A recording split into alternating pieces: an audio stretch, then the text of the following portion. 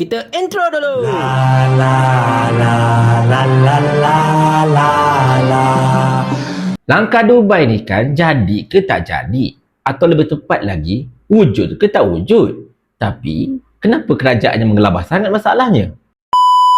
Assalamualaikum warahmatullahi. Hari ini dah pun 3 hari Januari tahun 2024. Langkah Dubai yang memang merupakan satu topik yang begitu hangat diperkatakan pada hujung tahun lepas, masih lagi hangat diperkatakan even hingga ke hari ini. Dan secara asasnya kita lihat anak-anak papa ketika ini cukup rancak memainkan langkah Dubai gagal, percubaan lebay untuk tebuk atap gagal, percubaan Perikatan Nasional untuk tebuk atap tidak berjaya, macam-macam lagi permainan yang mereka mainkan dekat social media, terutamanya dekat TikTok. Persoalannya kat sini tuan-tuan dan puan sekalian, langkah Dubai ini sebenarnya wujud ataupun tidak? Dan sekiranya kalau tak wujud, kenapa rancak diperkatakan? Pertamanya tuan-tuan dan puan sekalian, memang kita tahu bukan satu rahsia, ada beberapa pihak yang ingin menjatuhkan kerajaan pada hari ini. Itu kita tahu.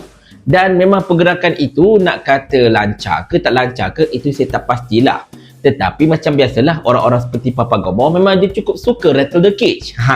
Dia nampak benda ni dan dia tahu kerajaan dah goyang, dia suka gegar lagi. Dan nampak waktu goyang, dia gegar lagi masalahnya. Tapi tidak ada sebarang satu langkah yang formal ke ataupun satu strategi yang formal ke apa-apa ke yang disebarkan.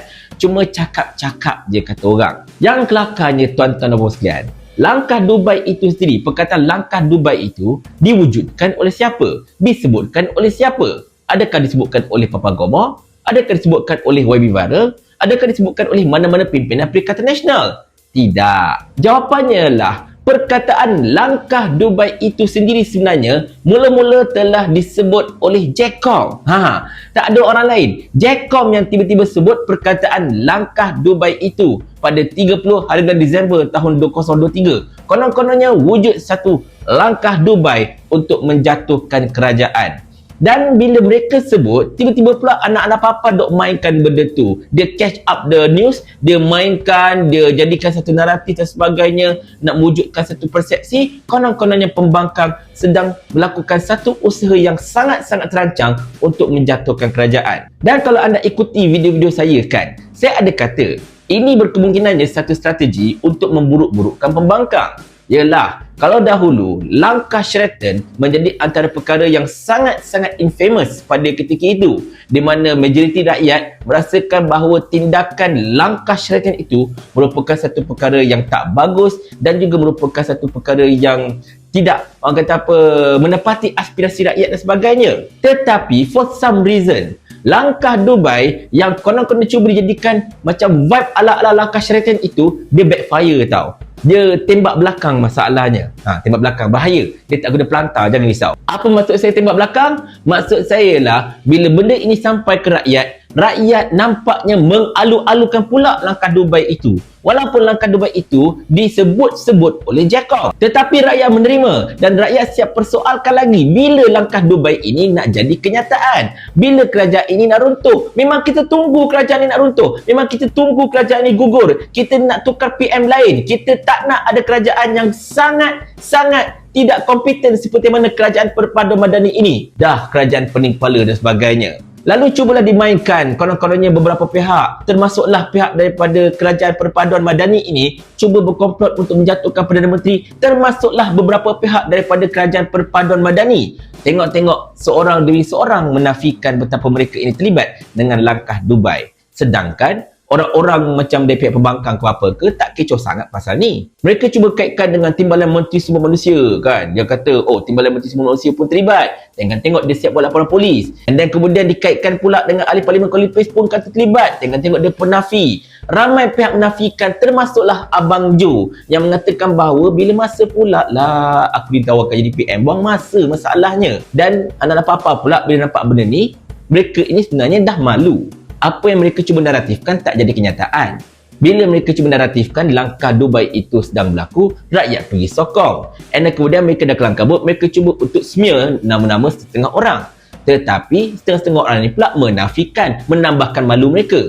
Sebab kalau anda perhatikan tuan-tuan dan puan sekalian, Yang menyebut nama-nama ini, yang menyebut pihak itu terlibat, pihak ini terlibat dan sebagainya, bukan dari pihak pembangkang, bukan dari pihak Perikatan Nasional, tetapi dari pihak kerajaan sendiri. Anda perasan tak benda ni sebenarnya? Even Ismail Sabri sendiri pun yang konon-kononnya dikatakan turut pergi ke Dubai jumpa dengan Muhyiddin Yassin, dia kata, saya tak pergi Dubai, saya pergi umrah.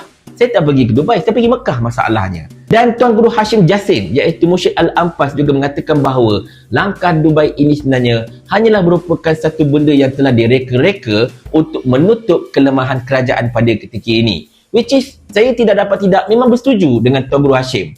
Sebab kita dapat lihat, Kerajaan Perpaduan Madani ini menutup tahun 2023 dengan pelbagai episod-episod kegagalan, dengan harga barangan yang pasti akan naik pada tahun ini, dengan masalah pengurusan dan tata kelola yang ke laut sepanjang tahun 2023 dan macam-macam lagi isu yang kalau saya sebutkan dekat video ini akan jadi macam movie Ant-Man yang ketiga. Panjang gila masalahnya. Sebab begitu banyak sekali kegagalan kerajaan yang memang sudah dimanifestasikan. Even penganalisis politik pun dok kata kepada Jcom, berhentilah buat negatif bodoh macam ni masalahnya. Tak ada kena-mengena. Fokus kepada kerja anda. Fokus kepada apa yang patut anda buat sebagai kerajaan dan sebagainya. Sebab bila anda fokus pada tempat yang tak betul, konon-kononnya berlaku langkah Dubai, tengok-tengok anda jadi takut dengan apa yang anda cakap. Anda takut dengan bayang-bayang sendiri. Itu yang tiba-tiba kisah 700 juta konon-kononnya telah disakau dan juga telah diselewengkan timbul pada hujung tahun. Itulah tiba-tiba pula timbul kes kotak Pandora Daim Zainuddin dan macam-macam lagi.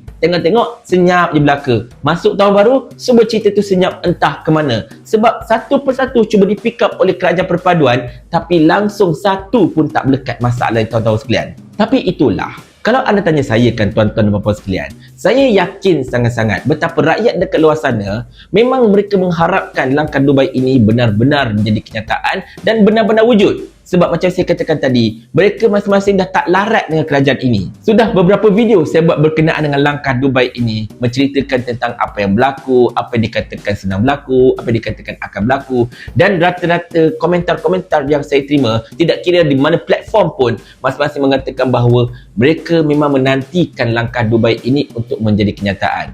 Dan Papa Gomo macam biasalah, dia memang main dah, dia rattle the cage kan. Dan selagi kerajaan nampak sangat goyang dengan orang kata apa, bayang-bayang sendiri ini, selagi itulah orang-orang seperti Papa Gomo sebagai contohnya akan terus menggegarkan mereka dengan cerita-cerita seperti ini. Sebab orang yang terlampau ketakutan, mereka akan mudah melakukan kesilapan. Sebab apa? Mereka terlalu terdesak untuk mempertahankan kuasa. Dan bila mereka ini terlampau terdesak dan banyak melakukan kesilapan, di situ rakyat akan dapat lihat lebih banyak kelemahan mereka dan akhirnya rakyat sendiri yang akan bertindak menolak mereka masalahnya. Pihak kerajaan mungkin tak sedar. Mereka ini sebenarnya terperangkap dalam permainan mereka sendiri. Mereka mungkin tak sedar yang mereka telah terperangkap dalam satu bigger scheme sebenarnya tuan-tuan sekalian, dan benda ini sebenarnya saya cakap terus terang ada kemungkinannya melibatkan pegawai-pegawai tertinggi dalam kerajaan perpaduan madani ini. Dalam kerajaan bukan dalam kabinet, tetapi dalam kerajaan itu sendiri. Sejauh mana? Wallahu a'lam bisawab. Pandai-pandailah anda cek wahai kerajaan perpaduan, anda kan tengah pegang kerajaan pada ketika ini. Sebab itulah mereka kelang kabut nak setupkan padu ini secepatnya mungkin. Sebab dengan padu ini, selain daripada konon-kononnya untuk memudahkan memberikan subsidi sebagainya, tetapi lebih kepada monitoring kalau nak ikutkan. Ini pandangan saya lah. Kalau saya salah, minta maaf. Tetapi kalau saya betul, rasa-rasanya kita seluruh rakyat Malaysia bolehlah mula standby untuk tanyakan soalan ini kepada kerajaan perpaduan madani ini, sekiranya kalau betul mereka tumbang hasil daripada ketakutan mereka sendiri. Mau tak tuan hamba kalau hamba kirimkan ke akhirat?